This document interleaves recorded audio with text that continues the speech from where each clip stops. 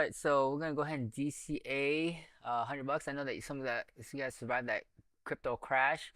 Don't get discouraged. Continue doing it. It'll pay off over time.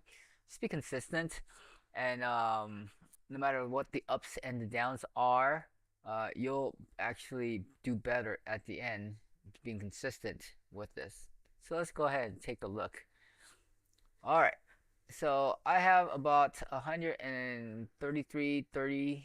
I'm gonna leave $50 behind. So let's go ahead and do that. 133 and 30, and I'll talk about the crash and kind of reassure you guys what to do and why it's better. All right. So let's go ahead and do that. 133.30. Let's go ahead and buy that. And then once that comes through, we're gonna send it over to my DeFi saver, and then we'll look at our portfolio. During a moment here. So my net worth is now down to 5,000. I believe I took out. I think I was around maybe 7, I believe, before it came down. So looking at my history, I've used quite a lot on the way up, and at the same time when it came down, all we see is the net balance here, but we didn't see how much it's gone up and how much we've used and how much we pulled out. I wish that there was a way to kind of see the history on how much I borrowed out and what was put in. Uh, if they had maybe a spreadsheet of all the net deposits and the repays and whatnot, maybe I need to find a way to kind of add all of this up because you see how much I've put in here, right? And I've used it. I mean, I've used it. It's gone up and I've used more, and I've gone up, I've used more, I've gone up, used more. And essentially, it's kind of like, you're using and your dollar cost averaging, you're adding positions to it, and you're getting more and more. And then when it comes down, is actually you're selling it at the top, right? If it does crash down to $50,000, I'm glad it sold, right? Instead of holding it down to 50,000. And then at the same time, we don't know where the top is. And so as it's going up, we're going to keep holding this position. We're going to keep borrowing it, borrowing and borrowing. In the sense, we're taking profit, but keeping the position still as it goes up. And when it hits our threshold, that means we borrowed too close to it, which in a sense, it's telling us, yeah, it should sell before it crashes. It should sell before it crashes. It should sell. So in a sense, taking profit at the very top. So I will draw a little diagram for you so you kind of see what I'm trying to say here. Um, Let me see. Is there a painting program or something? Okay, let me just say this. All right. So let's say the market's gone up, right? But how do we know this is the top? If we sold, it's no different, right? So let's say there wasn't top and it kept going up. And then let's say actually now this is the bottom, right? All right, so let's say this is a take profit line where it DCA'd and it triggered us. Okay. Now, if we had thought this was a top, we would have missed out. If we had thought this was top, we would have missed out. Now that it came down, selling it here, let's say it was I got triggered at 120, and then maybe it got triggered at 110. Is it no different when you trying to guess the actual points here rather than taking the profit as it comes down? Is it any different from predicting and trying to just get all stressed out and FOMOing and missing out when you can just hold the entire position up and then selling it as it comes down? Is it no different than taking it back here and having to guess back here, right? So that's kind of how I see it, is that we don't have to guess where the top is. Letting the automation sell as it comes down lets you take it near the top. Now, if this keeps going down to 50, well, I'm glad it took profit up here. Is it any different over here trying to guess versus over here, right? So we just keep dollar cost averaging down. We don't know where it's going to go. We can't predict the market, but guess what? We just know that we got to keep our positions happy, okay? And as we compound and build the positions bigger and bigger, and as we boost and boost and boost and boost and boost, as it goes up, we're writing this benefit here. For every thousand you boost it, you're getting 50 bucks for every thousand it goes up, right? And if it goes up 10, you get another $1,000 right there just to be able to use it. And then when it comes down, you have to deleverage that. And all this is actually what you're selling is actually borrowed Bitcoin, really. And you've already used most of it, almost of the equity. So as long as it comes down, guess what? Even though it did come down, you have another run up, right? If it comes out here, guess what? You get to buy more Bitcoin and do it again, boost again, and all the while ramping back up, ramping back up, ramping back up. All the while, you're still buying asset, borrowing from it, and that thing is working for you up and down. Okay.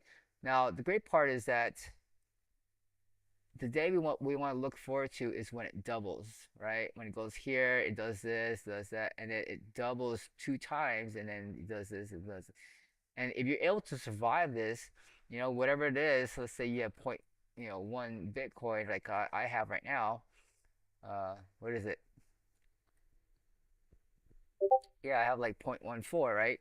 Uh, and that 0.14, just put, I was put my 0.15, and I think doubles to wait, I still have the 0.15, right, over here. Maybe I might have more, might have less, it doesn't matter. The great part is that when it doubles, is that 15, I was just rounding to 100K, that 15K equity is now 30K equity, right? US dollars. So it doesn't matter. So even if it goes down here, down to 10, guess what? It's fine. I mean, I survived it. It won't trigger my liquidation automation, right? Because then I can handle bigger swings. I can lose 5K real easily and then keep dollar cost average back up, and then I can still accumulate. Now it's gonna be like I can still hold my 0.15 up here. I still hold my 0.15 here, and it's gonna be 0.16, 0.17, 0.18. This isn't BTC, all right? If that makes sense to you.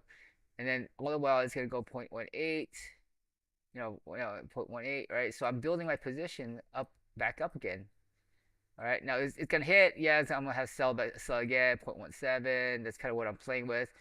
And then well, it depends how much you borrow, how much you leverage, right? If you leverage too high, then you're too tight, you might have to get tapped out again. But if you kind of don't use leverage or you don't need as much, you can then hold it there, and that way you can accumulate more as it goes up and down and survive all this, right? So depending how much you have to, you're taking risk on leveraging. Yeah, if you're leveraging up high and increasing your position up here, yeah, it's gonna tap you and sell a little bit, tap you, sell a little bit. But all the while, you are benefiting from this point here too because you have to borrow more and take more. Okay. Now, some of you guys are savvy. I have times where I actually sold, I intentionally sold here so I could have 0.10, and then when it came down quite a lot, my point 0.1, the extra 5K I had sitting on the sidelines, I bought back in over here. All right, and that would help you not get liquidated or whatever because you're actually intentionally taking profit here. But if you're savvy enough to find that point, great. Otherwise, you might have to take a little here. We get DCA down a little bit. I don't know. Okay, but overall, if you do this for maybe, I mean, you'll probably see the first 3 months to 6 months that no matter what happens, you actually are still ahead. Uh, Doing DeFi Saver and borrowing from it because at the end of the day, I know that the amount that I've spent already, I would still not have anything left to my name. I would still be struggling paycheck to paycheck, wondering where the next sale or the next paycheck's coming from. I wouldn't have any cushion at all, uh, or any assets at all with this. Okay, so now that I have this, I know that I have a peace of mind. I'm sleeping better. Can you DCA in? If it comes down even more, great. We'll just be able to accumulate more before the next run up again. Okay, and I still have money I can access. I can still use this money. $100 here, $100 there. I mean, it goes a long ways to be able to pay bills and buy groceries. Okay, so hopefully that makes sense. And we're gonna go ahead and continue here. Send my crypto. USDC. Arbitrum 130 and 33. 133.30.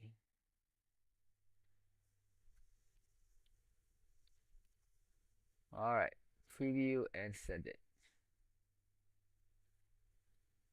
You'll lose from, yeah, whatever. If you send out, yeah. They want us to pay. They want to pay us 5% if we held our crypto in Coinbase. So they're kind of trying to be a bank too. You can actually borrow on Coinbase too. I think I don't know what the ratio is. It might be a little more, but you could kind of go here. I'll look into it later. Where in the sense of cashing out, you can then put your USDs here and then leverage again by borrowing for what you have, which means you have less to.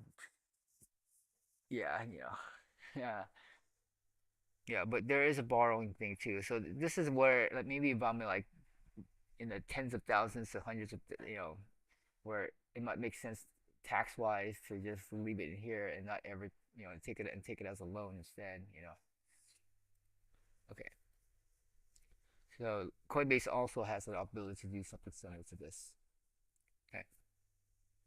All right. So now we're gonna go ahead and swap it to wrap Bitcoin.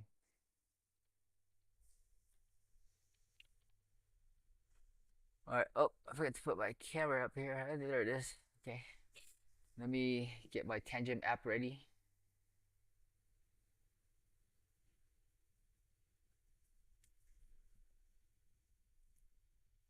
All right. So now we're gonna go ahead and hit that. We're gonna swap it. Get a calculation here. It's gonna go through all these routings. Curve V1 stable. So it kind of routes it to many DeFi savers, I mean exchanges to get the best price. It's kind of cool. Again, there should be one more. Set the new price. We found a better one.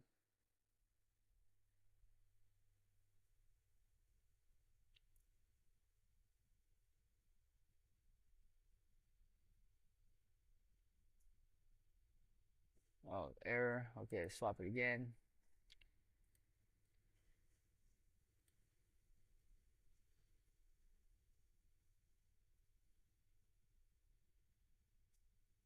All right. And there should be one more. Oh, is that it? Is that the second one? I think that's done. Looks like it swapped to another one. Okay, so I think we're good now. Let's see if it's there. Let's go to Ollie position, supply. I should have something there. There it is. Okay, so now we're gonna do the same move here to supply it. Increase the health of my position.